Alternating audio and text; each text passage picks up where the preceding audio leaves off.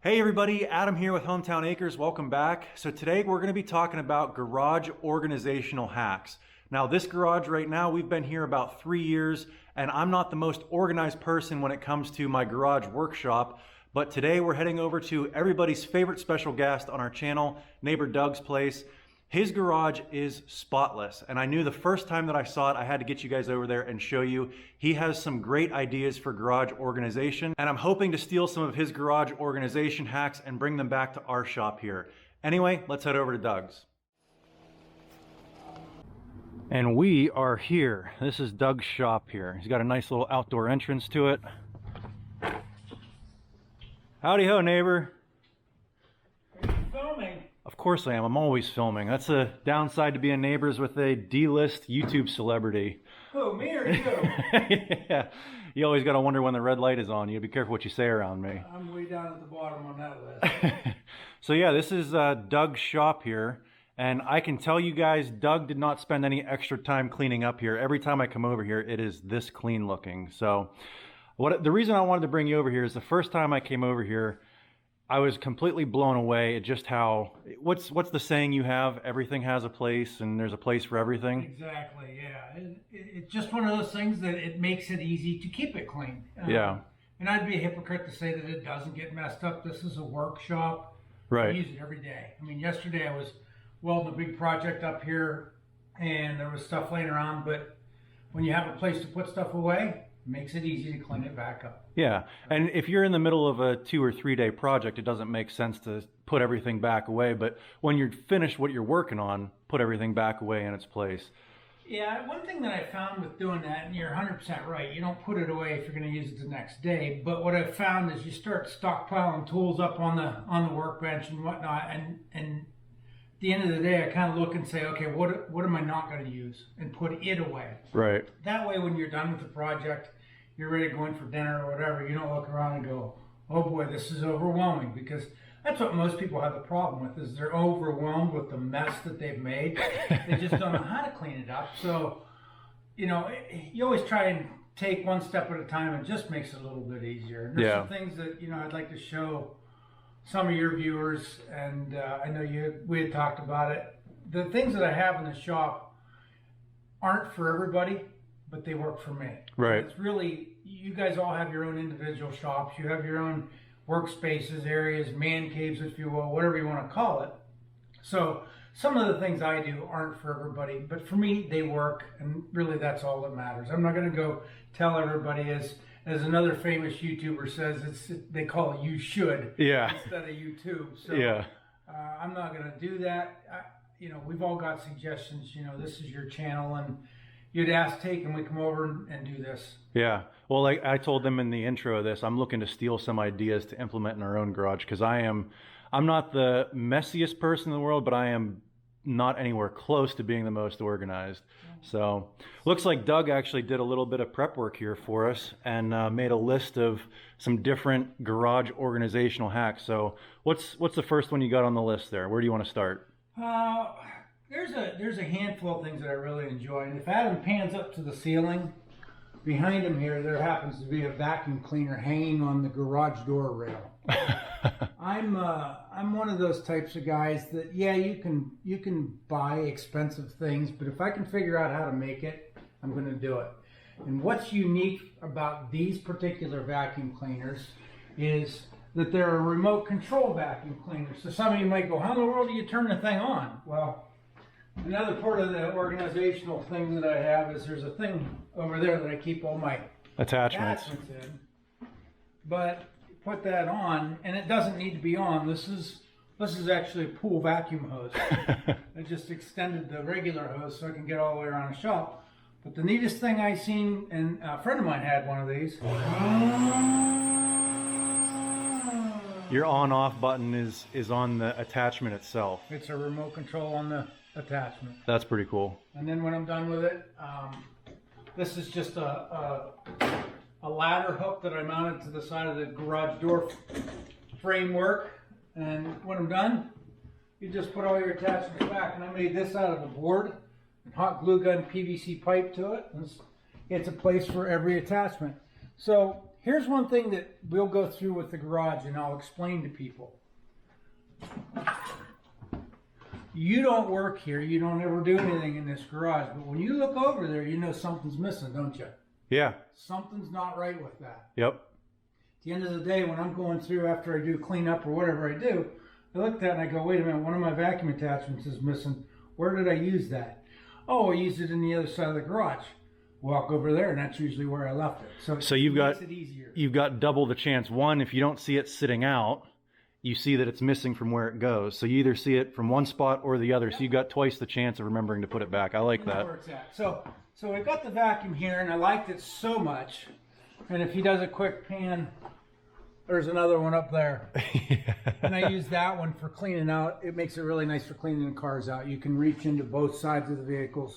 And I like that because I've got a shop vac in my garage, but I'm constantly fighting with extension cords and wheeling it around and moving it around. It's nice that you've got a hose long enough to reach every corner of the shop here. That's a cool hack there. That way the vacuum stays in one place. You're not yanking it around, and the cords aren't getting caught under wheels. Mm-hmm. You know, you're not yanking it, pulling the cord out of the wall. And just about every garage has got an outlet up there for the door opener, so it works out well to mount the vacuum cleaner up there. Yep, I'm going to steal that. And that's a good one. Yeah. Yeah. That's one thing I find that takes up, a decent bit of room in your garage too is the shop vac. Yeah, it's always in the way. You're always moving something. And Yep.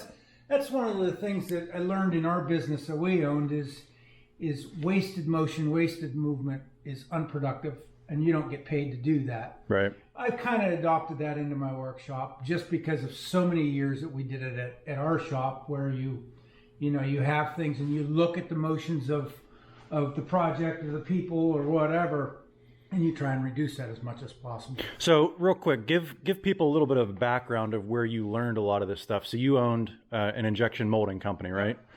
Tool and die and injection molding. We actually had a tool shop here, and we had an injection molding shop here. Mm-hmm. So one fed the other, but through those things, our efforts took us into lean manufacturing. And if you guys look that up, you'll see that lean manufacturing is a way of setting things in order, and they call it the 5S. Mm-hmm. And it's shine, standardize, sustain, safety's part of it, and there's a couple others. Sometimes there's 6S, sometimes there's 5S. But yeah. It's just, if you get a chance, look that up and look at 5S, and you can do that anywhere. I mean, right. Most people do 5S and don't even know it. The silverware drawer in their house is 5S. There's a place for spoons, there's a place for knives, there's a place for forks. Yep. That is 5S. You've standardized it, and you've made it so that when that piece of silverware comes out of that drawer, and whether you wash it, use it, clean it, whatever, you know that it goes back into the fork portion of that tray. Yep, that makes perfect That's sense. basically what I've done in the garage is you've taken that and you've made spots for everything. And I'd be a hypocrite to say that there's a spot for everything here. Mm-hmm. But there's a spot for 95% of everything here. So basically your workshop is one big silverware drawer. Yeah, I try to keep it that way, yes. Yeah. And people will say, who's got time to do that? Who's got time to do all this, what you've done? I'm so busy, I can't do that. I can tell you right now that if you've walked around looking for something for 15 minutes and you do that every single time you walk into your garage, you've got time to do these things that I worked on. And there's millions of other people out there that have these same hacks or garage ideas or whatever it might be. But if you've stopped and you've looked for something, mm-hmm. you've got time to do this. Yeah. This took me 30 years. Yeah. 30 years of trial and error. And I mean, I literally will put something up, use it there for months and months and months, and go, it just isn't working out. It's not really in a spot where I utilize the tool. And that's one of the things that if you guys are setting up your garage or your workshop area, put those tools or keep those tools in the area of where you would normally use it. All right, so let's start working our way through your list here, Doug. What's the first thing you want to show us here? Something I seen on Pinterest, believe it or not. And yes, Pinterest is for guys if you're looking for different ideas and things like that. It's not just a site with pillows and quilts and things like that on there. But as I was leafing through Pinterest one day, I come across this thing, and I've always had an issue with bench grinders, Mm-hmm. meaning that they always leave a mess. They're always in the way. So you got a nice big clean workbench. And I actually had this top made out of stainless here at a local place where I combined two benches, bolted them together, and then had the stainless top made for it. And Okay. just gives me extra room and it's nice and flat. But the reality of it is when you bolt your bench grinder to it, that bench grinder ends up at some point in time getting in the way of something you want to do. Let's say you got a long flat board you need to set on there and the bench grinder's in the way. It now renders your bench pretty useless. Right. So I was looking up different bench grinder ideas, and this is not my idea, but I did build the setup. And all it is a couple of old, or not old, I bought them over at Home Depot. They're big barn door hinges. Okay. And then, so what I did is I bent them and welded a plate to the bottom of the hinge, and then I have a way to bolt the bench grinder to that. So I use a little strap here that's up underneath the bench, undo the strap, and flip the bench grinder up. You can use the bench grinder, do whatever you want. You can see how the hinge was bent here, and then I welded a plate to it. So it molds right around the table there. Yep. Yeah, and if you guys want to do this idea, you got to take your thickness of the bench top here and create that thickness to the bend in your hinge. So, and what that does now is now I can come over here and I can use either one of the bench grinders. And you'll see how I've routed the cords. They go back into an outlet back there, but they're just tacked up with a couple C-clips or whatever. Hinge that around, hook the strap to it. That's one That thing. keeps it tucked out of the way. Even with my little chainsaw chain sharpener that I have, it eats up a good 2 foot of my bench that I have. So that is a very, very handy hack there for sure. The other thing is you've just done your work, whatever. You're sharpening a chisel, you're sharpening a chain, a punch, whatever, and it does leave the mess of the grit and everything. So when you're done, flip it down out of the way, hook it up, and now you can come through and you'll see that in several locations throughout the workshop, I've got little handheld whisk brooms. So you don't have any nooks and crannies underneath your bench grinder you can't get to. You can sweep off the entire table. Yep. And now that bench is ready to go again for the next project. We'll go from the bench grinders to another mobile idea that I come up with.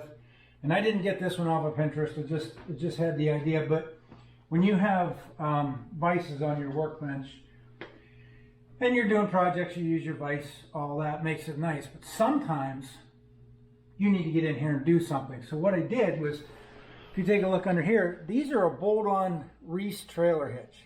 Okay. All I did was, before I put this top on it, I countersunk big bolts. I think there were 5/8 bolts down through there, and mounted the trailer hitch set.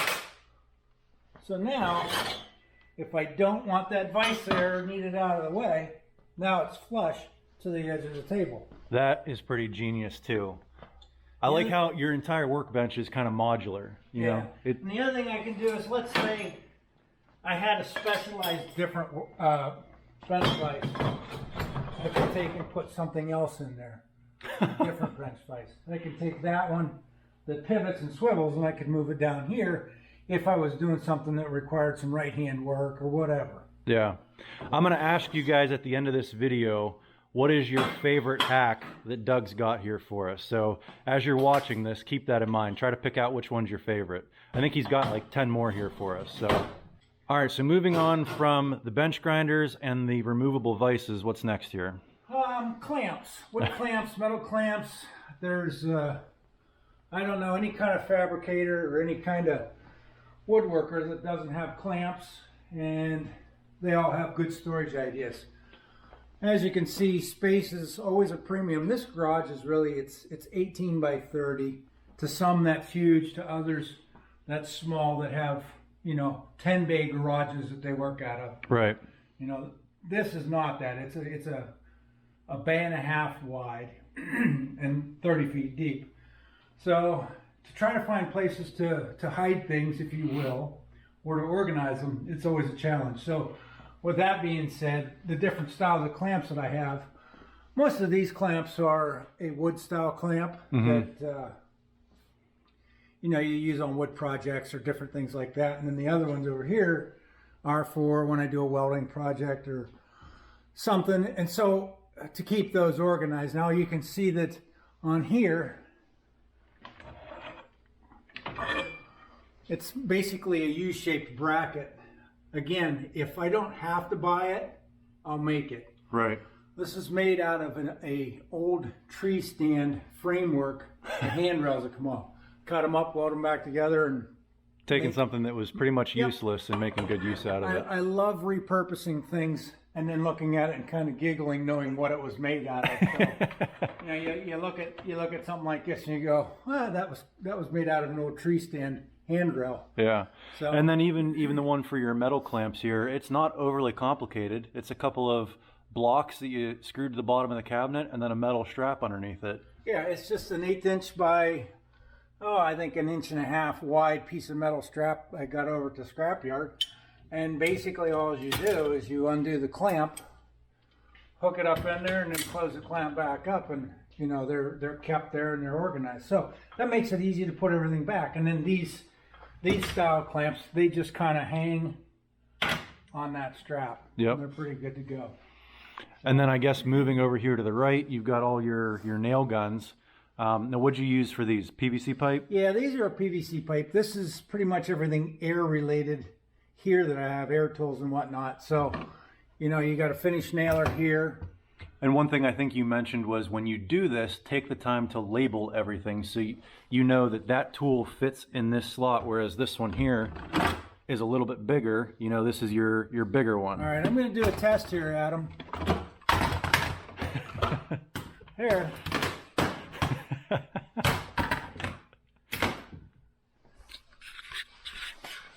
Okay, where do they go? Okay, I know the big one goes here. Let's see. This would be the next biggest one. Now, Porter Cable. This is Stanley. Stanley Bostitch. Yep. Right here. Doesn't fit. The other thing is you make it so it fits too. There we go. DeWalt, right there. Yep. Bostitch and Porter Cable. There you go. Look at that. The guy doesn't even work here on a daily basis, and he knew exactly where they should go. Struggled with the first one, but we got it. So we can go from there on over to the cordless tools, cordless and electric tools. And I don't like keeping those in a toolbox drawer because the cords get in the way. They get banged up. You got to take 2 of them out to get the bottom one. Mm-hmm. And again, that's my time. I'm not getting paid for my time here. Mm-hmm. And that's why I think it's crazy that people don't do it in their own businesses or their own personal lives where they're actually getting paid by time to do things. So the more you can organize, the better. And if we take a look over here, and again, this is another PVC hack for cordless tools. And I know a lot of people have done this. It's all over the internet. This is just my setup and what worked for me. So, they're all labeled 3/8 stubby impact M18. It fits in there. And this is actually just an old Home Depot cabinet, like a closet type of cabinet. Right. I just hung it up on the wall because it gave me a great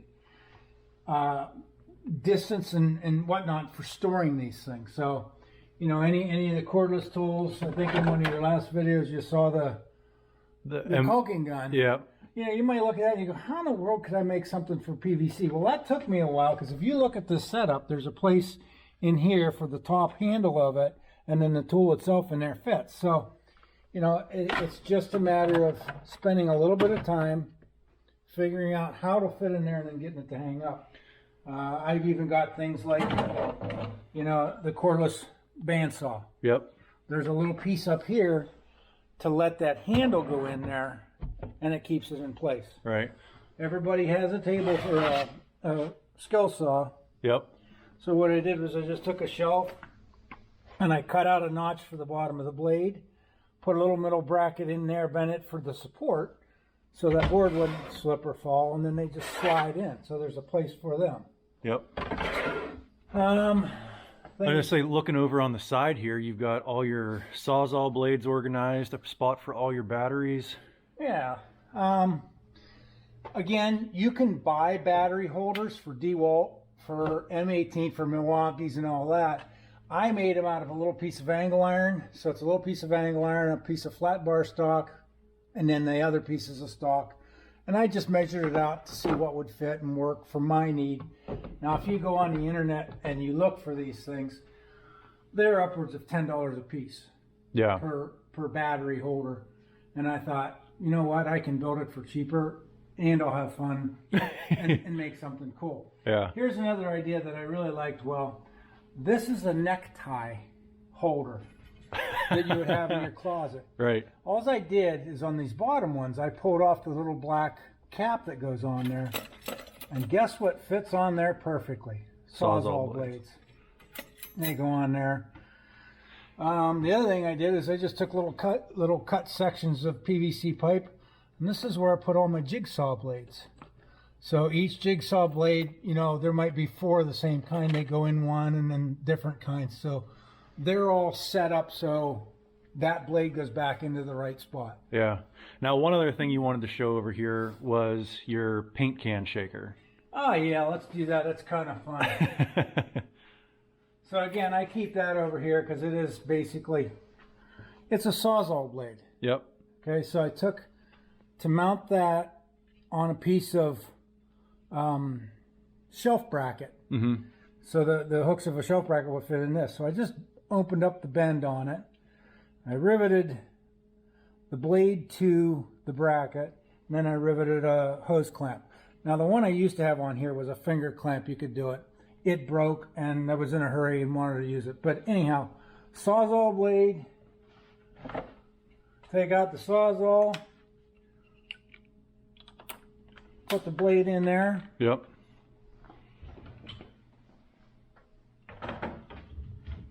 Take out your can of spray paint.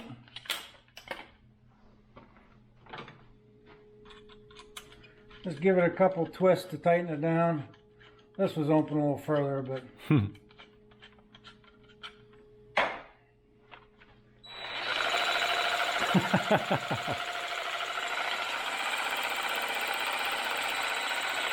Yep. Get a good mix with it when you're done with it. Pull that off. Put it back. Unscrew that. Put that back. If I can see it. And you're ready to go. And not that you guys needed any proof that Doug did not just clean up for this video, but if you look inside here, even all of his paint is organized. So if we were just faking this, I'm sure over at my place, this would be a cabinet jam full of stuff to make it look pretty. But even when you start digging into the cabinets, everything's organized. I'll tell you what, this idea came to me. We redid our kitchen many years ago. And there was no way in the world that I wanted to get rid of or sell the cabinets. And I went, I can use those in the garage. Mm-hmm. So this was a pantry from our house kitchen that I just brought out here and reused, and it works perfect for paint cans. You need something out of there, you've got whatever paint you want. Right. For anybody that's, you know, you walk into a shop and they've got welders and they've got heating sources and all that. This actually keeps those contained. If there was fumes coming out of a leaky can, then there's a problem I would have to deal with. But the reality of it is no sparks, no flames are getting into that. Right. Some people will do, you know, in factories and industries and manufacturings, they're required by law, by OSHA, to keep things like that in a metal fire-safe cabinet. Mm-hmm. Homeowners are not. It's right. just the way it is. But when you take that same concept, that if it could blow up at work, it could blow up in the garage. So I just keep all those flammables in a pantry here that are away from sparks and away from flames. Good point. All right, Doug, so what's next on the list? Let's focus on the center of the shop here. All right, this is what I call a layout table, or a workbench, some people would.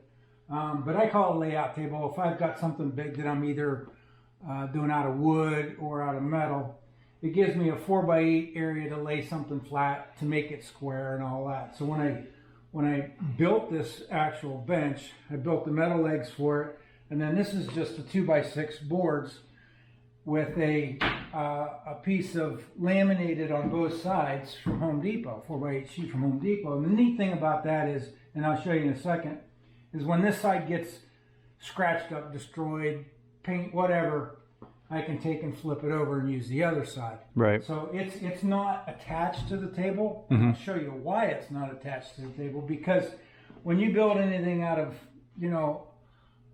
lumber, there's always a gap, there's pocket, it's for the strength of it, but there's also a way to utilize that. So I can slide this over, and I basically just put some boards underneath it, and now I can store long poles. This is a closet rod, Mm-hmm. paint poles, long extruded pieces of aluminum, anything that's long that generally people would stand up in the corner, Mm-hmm. gets in the way. I just made a spot for that in there. And it also works on this side as well. So I can store things in there. This is my jig I made for cutting crown molding. Some pieces of pipe. And I'm a pack rat. I don't throw anything away. Yeah. As long as I can find a place to hide it or store it, then I usually keep it. But one thing that helps if you like this idea of this bench top is I do have one small board on the end of it, and it's fixed to the table. And what that does is that keeps my top from sliding around, and it keeps it squared up. So whenever I need to move it back, It's like a fence on your table saw. exactly, that's exactly what it is. I slide that back, and I look at where it hits at the end, and I stop it right there. So along with that on the table, you'll see 2 garbage cans. Right. I keep 2 in here. One is for non-burnable, one is for burnable. Right. It's just, I've got the ability to burn trash here, so I do that. The other thing neat about this layout table is I just put 2 eyelets in it. And then this is that brown paper you would find at Home Depot that people lay on the floor for when they're doing construction in their house so they don't tear up the floor. Right. Well, guess what else it works really good for? If you're painting something on your workbench and you don't want to make a mess, you can pull that out. Right. And now you've got a surface you can paint on without ruining the surface of your bench. Yep. And then when you're done, throw it away, crumble it up, and Put it in your trash can that's right there. so that makes it nice for that. The other thing that I did with this bench is if you come down here, it's on wheels. Everything in this shop is on wheels except for the cabinets. Those Right. are kind of a fixed item. The workbench, the layout table, the toolboxes, the miniature mill, everything's on wheels. And what that allows me to do, 2 things, is I can level this bench up perfectly so the top is flat. So if I'm welding or fabricating or doing something on the top of the bench, I know that the bench is perfectly flat and level, and my pens and pencils don't roll off of it. Right. But anyhow, it's on wheels, so like once a year I like to take and wheel everything out, clean the floor up, rinse it down, do whatever. So it makes it a lot easier to do that. So like I said, everything in here is on wheels, and you can see those are on the same similar type of wheels. Right. You take and you crank up the leveling pad so it lands on the wheels, and you can move it all out. All right. So let's move on to your safety glasses here.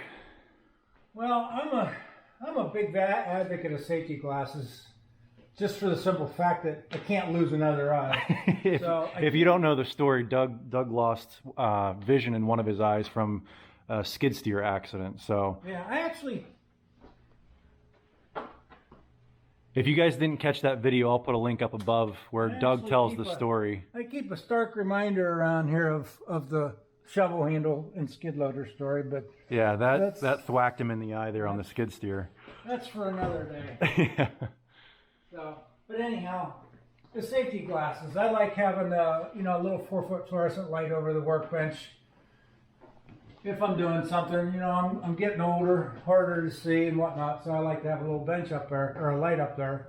And I got to thinking, I leave my safety glasses. I'm at an age now where I need reading glasses, I need safety glasses. People that come in here and do something with me, I can hand them a pair of safety glasses, and they're easy. They're up there out of the way. They're not on the bench getting scratched. Mm-hmm. there's a place to put them when I'm done using them. I'm not walking around the shop going, where did I leave my safety glasses? Yep. So, and on top of that, when those are worn out, which the plastic lenses always get worn out, there's a drawer with newer safety glasses. There you go. You buy them by a 24 pack and they're cheaper. Yep. I mean, you go through them, so you got to have them. There's a reason for them. So we've got the different glasses. I've got my fabrication glasses, if you will, where they're just the safety lenses with a reader, and then I've got my Weldon glasses that are a full reader when I'm doing up close. You know, you need your lawnmower glasses, you need your regular reading glasses. If it's a windy and dusty sunny day out, I wear my goggle glasses out mowing.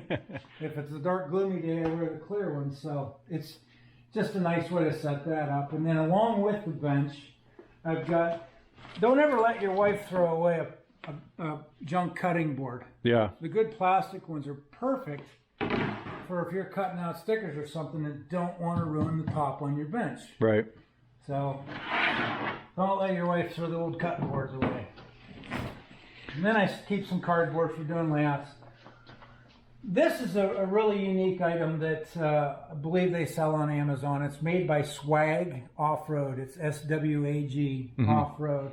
And I've put some shielding around it just to help keep the metal chips going straight down. But what it is they make them for just about any type of portable bandsaw. The Milwaukee, the DeWalt, Ryobi, all that. And it's a little screw knob up underneath that screws into the guide fence of the bandsaw, and then there's a slot back here that fits into. This particular piece of equipment in my shop I use almost daily. Right. For when I'm doing something, cutting metal or whatever. It's so handy to have, and it's a nice replacement for a big bandsaw that a lot of people can't afford or don't have in their shop. I don't have one, but I use this thing all the time. Yeah. I put some shielding around it, like I said, just to keep the chips and stuff down, along with the bench grinder. And the bench grinder, again, if you look at the side back here, you've got a trailer. It's another one of those trailer hitch mounts. I can pull this thing out, move it somewhere, take it somewhere, do something with it. This is fixed on here because this, to me, it stays here. So I've made brackets, mounted it to the bench that go out with the bench when I clean up the shop. Right. And then I made some brackets that hold this fiberglass tray. I got used from a local manufacturer that does molded fiberglass trays. And what the nice thing about this is, and as you can tell, yes, I've got pieces of scrap and projects laying in here. Well, there's the proof right there that you actually use the shop. Yeah. And if you look at the floor, it's not a mess. It doesn't have chips in it that you're walking through and dragging all through the shop. I've caught them, and that's usually what you want to do is look at the problem where the source of the problem is what's causing the mess. And something that I think just about everybody's ever seen is you go into a public restroom. Mm-hmm. You look at a public restroom, and some of them have the paper towels. Mm-hmm. And the mess of the paper towels, the garbage cans are overflown. There's paper towels all over the floor. And then you go into the restrooms that have the air dryers. Yep. I'm not a fan of the air dryer, but those kind of companies looked at the source and they went, okay, we got to employ somebody to come in here and empty the garbage cans. That's a fee. The garbage company that comes and takes it is a fee. Right. We have to vacuum and mop up the floors and all that. Well, if we just go to an electric air dryer, yeah, we've got the cost of the electric, but we don't have the mess anymore. Right. So. A couple other things. There's the fence. I mount that on the bench for that bandsaw, so I've just created a place to keep that. This is pretty simple to come off of the back of. It's just some shielding I made out of coil stock. Yep. And what it does is it hangs over the back with a simple old bungee strap. Hangs in there, so when and again, here's another brush. Right. Put it at the piece of equipment you're using it. When you got the mess on there, you can actually brush it back in here. It hits that like a laundry room or a laundry door, and it goes down and it lands in the proper tray. Yep. So it's just a simple way of keeping that clean. And that's about it for the bench. So I just paused the camera here for a second, and Doug was showing me something, and I said I was just laughing at this. Doug, show them this air hose reel that you've got here. Well, you know, there's guys out there that spend thousands and thousands of dollars on their garages to make them look pretty. And like I said in the beginning of the video, this is not a pretty garage. This is a working garage for me.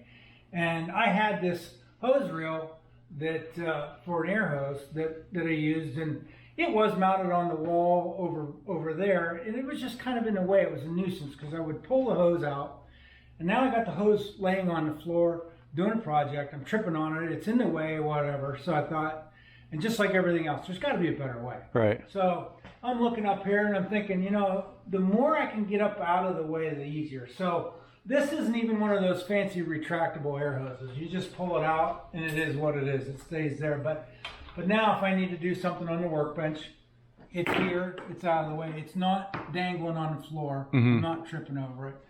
If I need to take it outside the door to air up some tires, I can do that. When I'm done, I thought, well, you know, I'm not half as tall as Adam. I can't reach that. How in the world? Because, I mean, I had to think about this when I mounted it up there. And I went, well, you know, again, here's another little PVC hack. You just, a piece of angle pipe that's long enough for my short arm. And this is the part that made me laugh. Fits right over the handle there. And then you just crank it up.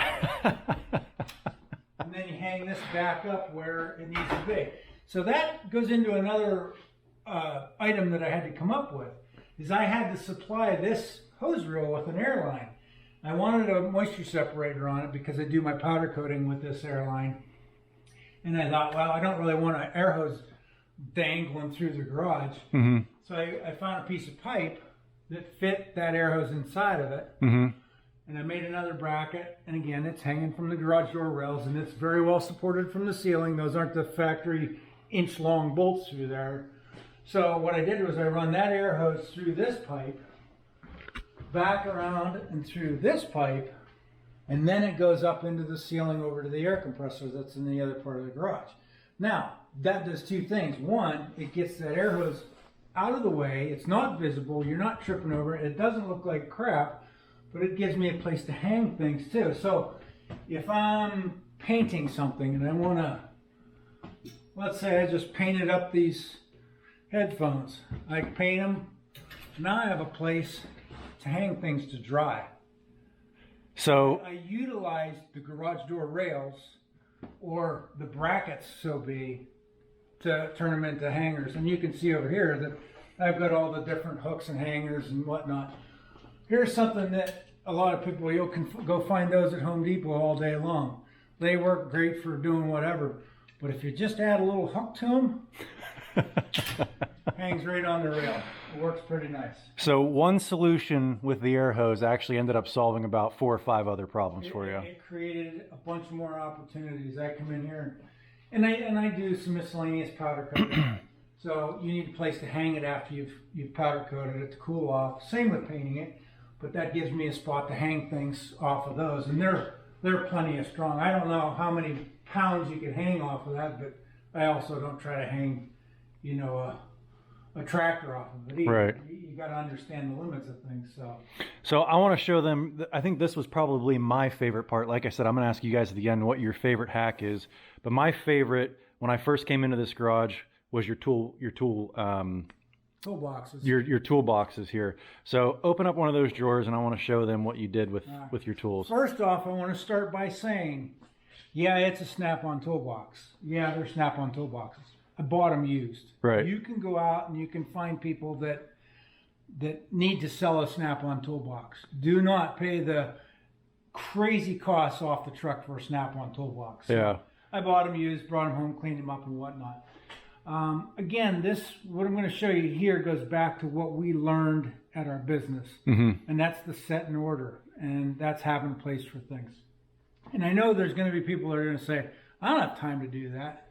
I can guarantee you that if you're looking for a tool, or you lost a tool, or you're wondering where you left it, I guarantee you'll have time to do what I did here. You figure all the times you spend 15 minutes looking for something, you add that up over time.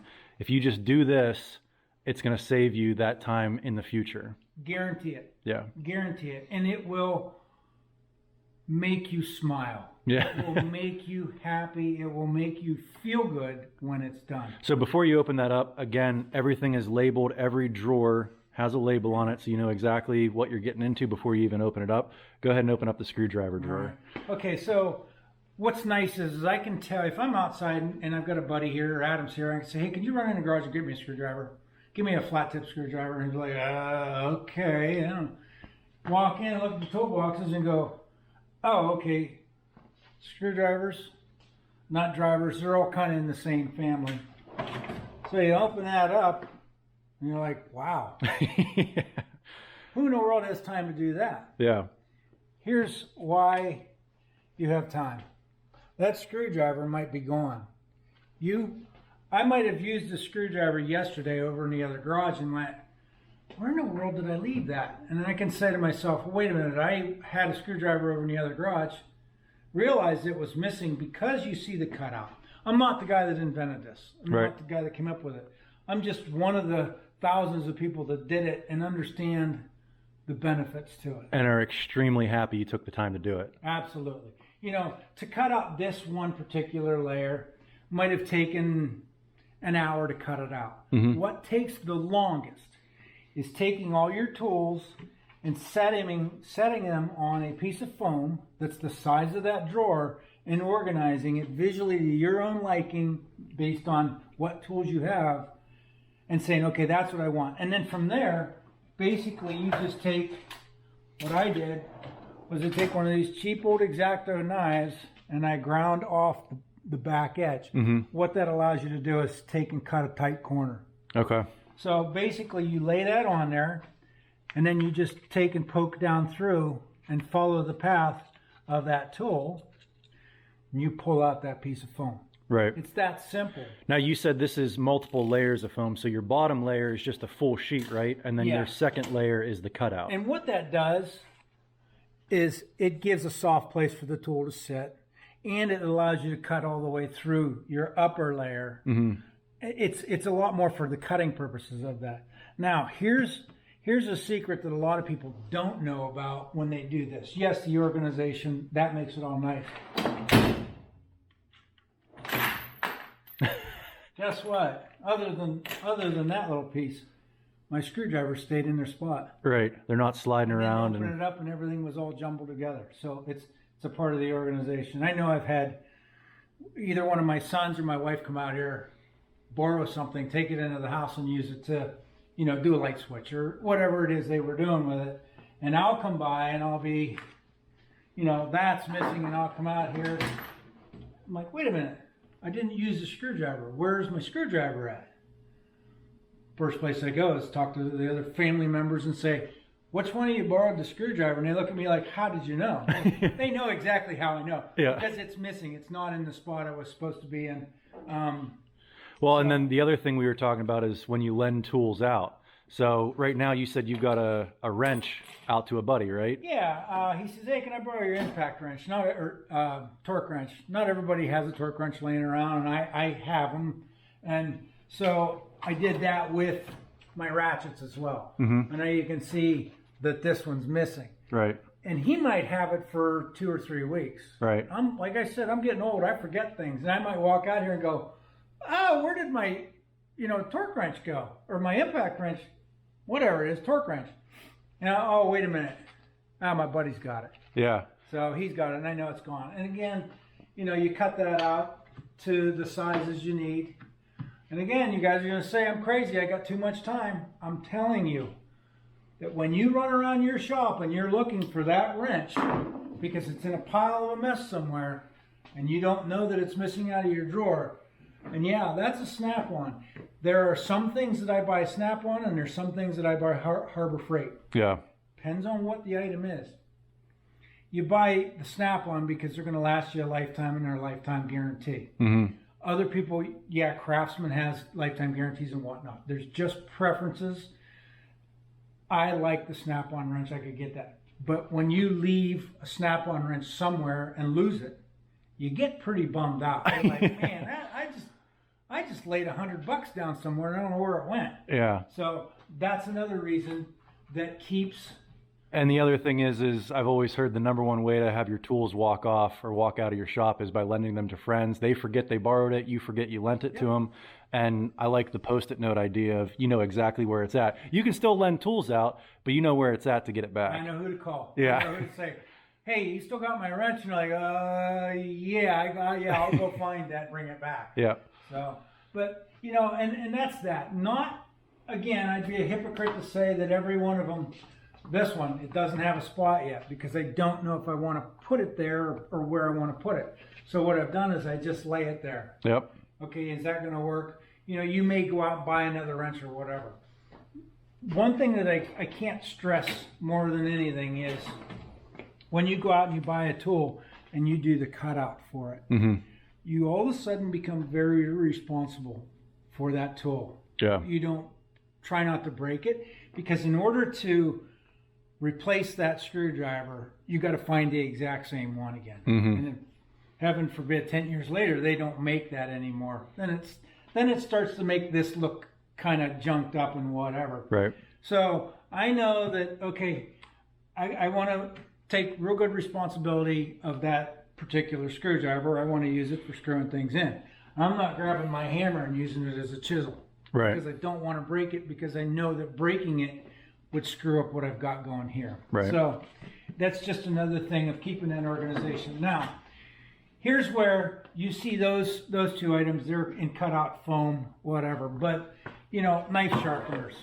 They're not in cutout foam, but it's in there and organized. Solder gun stuff. That's all in this drawer. It would be very hard to do foam cutout for, but it's in there. Now, if this solder was missing, no, I might not know it for a month and might not know it goes back. But that's $1.50. Right. You know, so that's, you know, it's not an expensive item. Safety glasses, drill bits. There's no way I've come across you could possibly put drill bits in foam, but that drawer is full of drill related items. Right. And they're all expendable tooling. Mm-hmm. You break it, you throw it away, you get a new one. Right. You don't do that with wrenches, sockets, and ratchets, and so on. Tape measures, things like that. They're not in foam. I could do them in foam, but I have more than what I need. I've got an affection for tape measures. You know, when we went over to your house, I brought 2 of them with me. Yeah. Because you always set a tape measure down and you forget where you put it. Yep. So you go back to the tool bag and grab a second one. Yep. But, you know, just something as simple as keeping these yardsticks.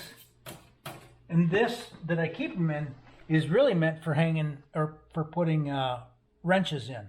Okay. It's a wrench holder, but it works really well for doing this. And before I did that, all of those were just laying down in a pile. I had to pick up 4 of them to get to the next one. So going on to the next drawer, you know, you got other things. Crescent wrench, pipe wrenches. I don't like putting those in with my normal standard wrenches. So we got that. All my crescent wrenches go in here. And I'll show you in another drawer. These rails that are made for holding pliers up really work nice for crescent wrenches as well. Again, it's a space saving thing that, you know, I don't have a drawer full of crescent wrenches laying around in there. Now again, the bigger ones, yeah, you can't really tip them up and set them in there.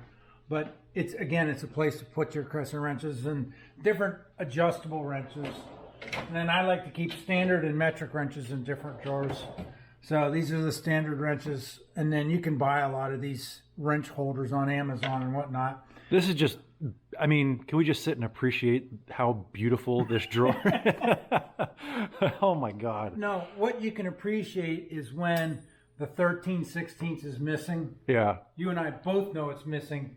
Right. And, you know, we don't even have to wonder where it went because we know it's not there. So right. you got the standard, you got the metric wrenches, and, you know, even like this little set, I made my own block for them. Just piece of wood, put some notches in it with a table saw and put it in there. So again, that's one thing that I couldn't find to purchase, so I made it myself. Yep. Vice grips, I like to keep those in a different drawer. And again, that didn't get put back, so I know that goes in there. You know, again, the whole theme of everything is when it's missing or when you've used it, there's a spot for it. It goes somewhere. Yep. We talked about the drill bits.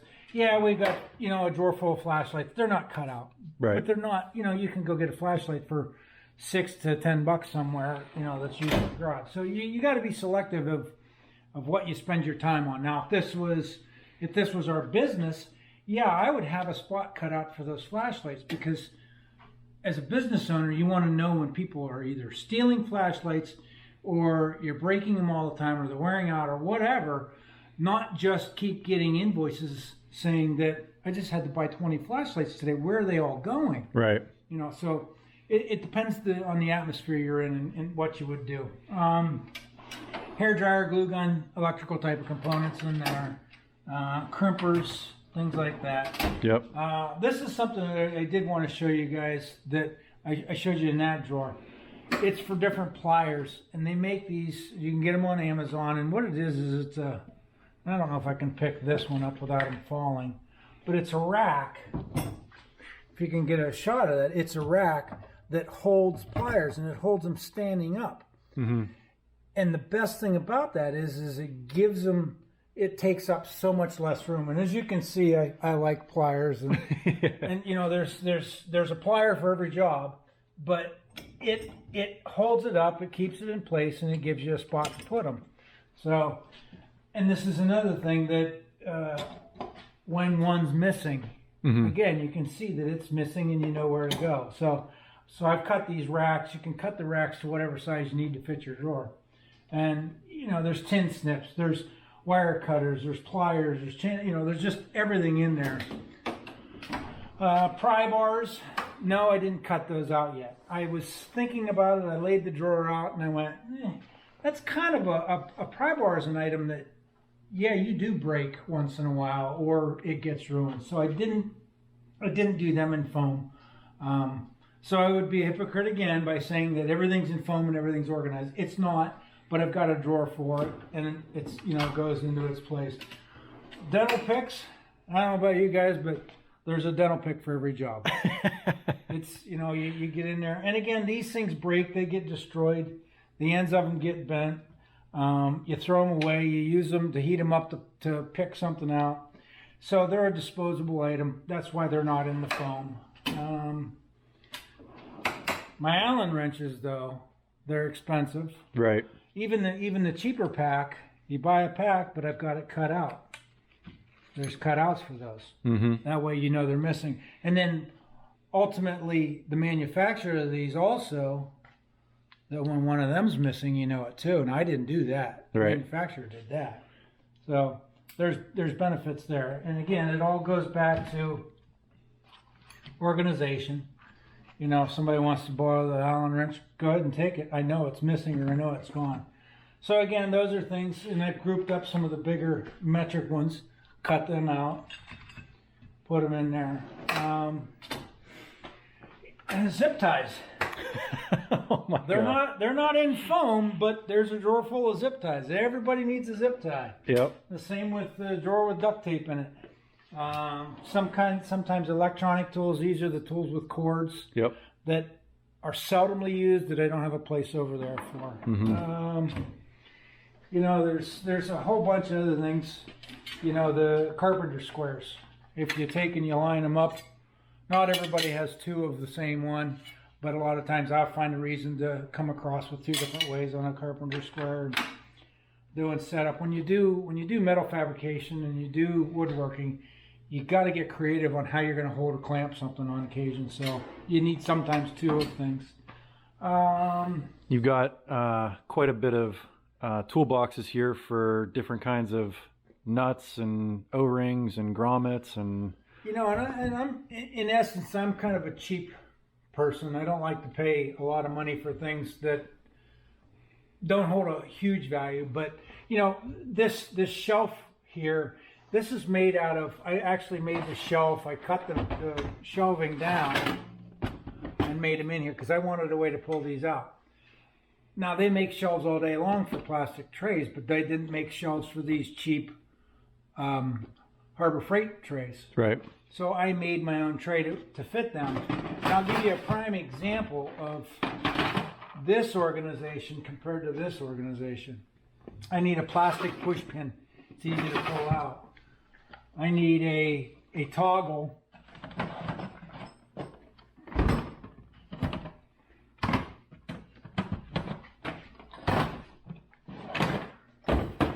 That drives me crazy. Having to move 4 things to get to the one on the bottom.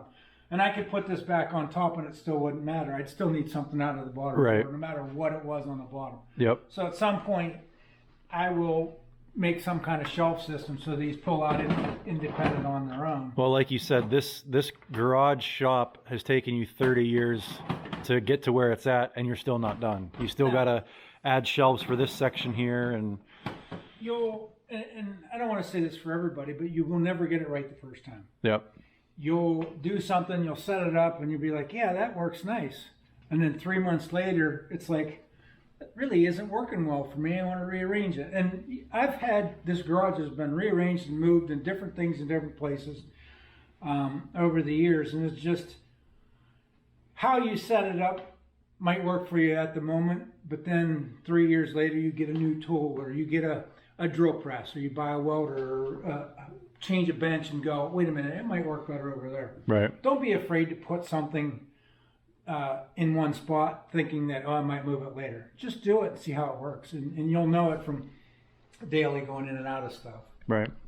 All right, so a lot of what we talked about for these garage workshop hacks, you know, as nice as they are, they can be a little bit time consuming to put together, like those cutouts and stuff. You said, you know, the majority of your time is going to be spent putting them on the rack and organizing them. The actual cutting it out only might take an hour. Let's talk about some things that people could do, you know, right now, today, with their garage, and it wouldn't take a whole lot of time to improve. So what's some kind of the smaller miscellaneous items? All right. And I want to touch real quick. I don't spend 3 and 4 hours a day in the house watching football or sporting games. I come out in the garage and I do things out here. So I don't spend a lot of time in front of a TV screen. I love watching Hometown Acres on YouTube. So that's my evening and early morning ritual. Is I'll hop on my iPad and see if Hometown Acres put anything up new. See if Dirt Perfect did, or Let's Dig 18. You know, I'm throwing plugs for all these guys. Mike Morgan, Hometown Acres. You know, those are all really enjoyable. I kind of actually wait and watch those. Yep. But the rest of my time is spent either outside, or if it's a rainy day, cold day, something, I spend it in here in the workshop. And that's where I find the time to do these things. I don't waste my time in the house. Or watching TV. I don't waste my time at bars, things like that. I come out here in the garage. This is my little slice of heaven. But as Adam was saying, the quick little things you can do. And a lot of it goes towards keeping the shop organized after you've done all your setup. So yeah, you still make messes. You still have tools and everything laying around. We went through a lot of the tool storage and the ideas for that. But little simple things is just having brushes around the piece of equipment that you're using. This is on here just by a little magnet. Mm-hmm. Just find a piece of metal, drill a hole in the brush. So when you're done using that piece of equipment, you can clean it off real quick. Again, there's a brush here. There's usually piles of chips all over the top of it. Just clean it up, brush it down the chute, and it's good to go.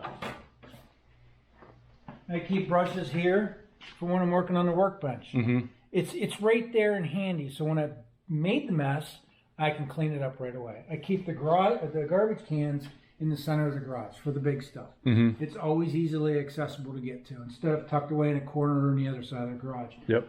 You know, there's a little hand brush on the side of that toolbox, so if I'm doing something on the workbench over there, I can clean it off real quick. It makes it simple and easy. There's a brush on the mill here. That's for cleaning the chips off on the mill. There's a brush and a small little miniature dustpan on the drill press. I go in here, and I made this box tray to go under it too, and what that does is it keeps all my various pieces of blocking, and it catches the drill chips. Right. But the one thing I would say for everybody to have in their garage, and when I went over to your house the other day, I looked and looked and looked, and I couldn't find a broom. But keep a broom, simple, easy item. A broom with a dustpan and a handle. Yep. Some of you guys might say, well, why? I've got this. All right. At 50 plus, I'm not doing this all day long. It's too hard. You don't see people in shopping malls. You don't see the janitorial staff in schools walking around with these things. There's a reason for that. The people who are brooming all day long. Yep. Yeah. When you have a mess on the floor, this is so much easier. I got something over here I need to clean up. I can do it, and then I just dump it. Yep. That is a simple garage hack that everybody should have. Yeah. Friend walks in and he's got dirt all over his shoes and it comes across the floor. All I have to do is walk over and clean that dirt up. Yep. No bending over, nothing. It's just simple. Have it somewhere and have a place that you always keep it. Don't put it here and then next week have it there and then next week have it there. Have a spot that it always goes to. Yep. That way you can go find it and it's there and readily available. Here's another item that I think everybody should have in their workshop, their garage, their house, whatever. It's a cart, and we used to use them in our plant all the time, where people would move product with them, or they would take tools, use it to work off and whatnot. But I use a cart all the time, and I love having it. My toolboxes are all on wheels, but I'm not going to wheel them outside. I'm not going to wheel them across the yard or the driveway to work on something. So I take a cart, and let's say that I need to, based on whatever project I might need. So I might grab the impact wrenches and throw them in there. I might grab whatever sockets I was going to need, throw them on there, and a wrench or two. The big guy. And I might head over, do my job, work on the car, work on the piece of equipment, whatever it is. But this makes it so much more convenient. Mm-hmm. And when I'm done, it's easy to put the stuff away. For two reasons. One, I can wheel it right to the area where I got it out. Two, because I've already organized my drawers. So it's easy to clean up after a project. Nobody has an excuse that, I didn't have time to clean up. I mean, literally, when I'm done working on the stuff, I know where they went, I know where they came from, and I know where they go.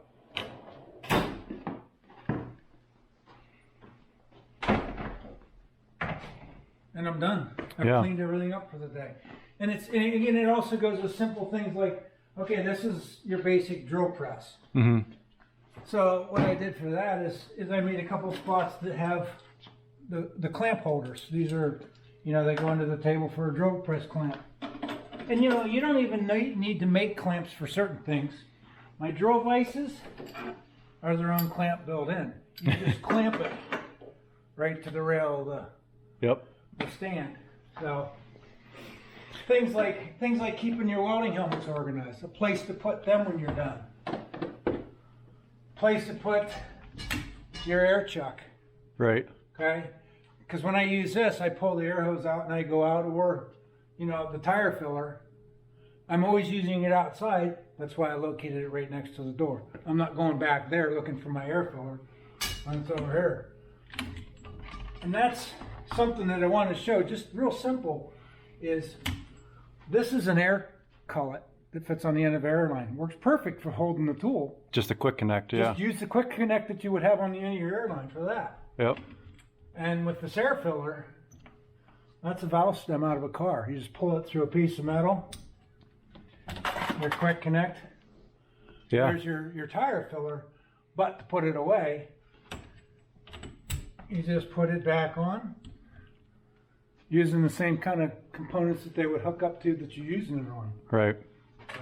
So I know this video is probably running quite a bit longer than our normal programming, but as you can see, this is something that Doug is very passionate about. It's something that I have the desire to do better with in our shop, but I was telling Doug, these ideas are not something that just come to me in the shower, but you clearly have an affinity for this kind of stuff. And we were talking about that earlier. I'll come out here in the day and I'm working on something, and something might bug me. Boy, that's a pain doing it that way, or boy, that makes a mess, or whatever. So, I'll sit there and I'll think there's got to be a better way. So what do? I look on YouTube, or I look on Pinterest, or I look somewhere out in the wonderful world. I was born before the internet, so this whole wonderful world of the internet is kind of neat. You can go out and see what other people did. I'm not the inventor of all these ideas. Some things, I've got some inventions that someday I'll patent and sell and do whatever. Those are coming, but you know, using the internet to see what other people did. YouTube's fascinating to me, to watch those channels, to watch your channel, to watch those things and say, oh, wow, I didn't realize you could do it that way, or I didn't understand how to do that. So I guess that's kind of what prompted me to allow Adam and Hometown Acres into my workshop, because I've gotten so much from YouTube and the internet and been able to come up with ideas, and I thought, all right, I'll let you in here and see. Yeah. You know, you can see what I did. I see it every day. Like you said, I'm passionate about it because everything has become, there was a necessity for it. And, you know, the mother of all, and, you know, necessity is the mother of all inventions. And I actually commented on one of Captain Kleeman's videos, his winch cable thing that he made out of an old Jeep frame. Yeah. On the back. And I said, it's just fabulous because, you know, the necessity to be able to haul in a log, and he created this winch to do that. I applaud him. You know, it's just those things that you look at and you're like, man, that makes you excited to come up with a solution for things like that. So guys, I know this video is quite a bit longer than what we usually post, but I wanted to bring you guys over here and show you this. And I can promise you, even though this video is pretty long, this is just scratching the surface of some of the hacks that Doug has out here in the garage. Do me a favor, down in the comments below, let me know what your favorite hack was, and I hope to see you guys on the next one. I hope you guys enjoyed this one. If you did, give us a big thumbs up, click that subscribe button. We'll see you on the next one. Thanks for watching.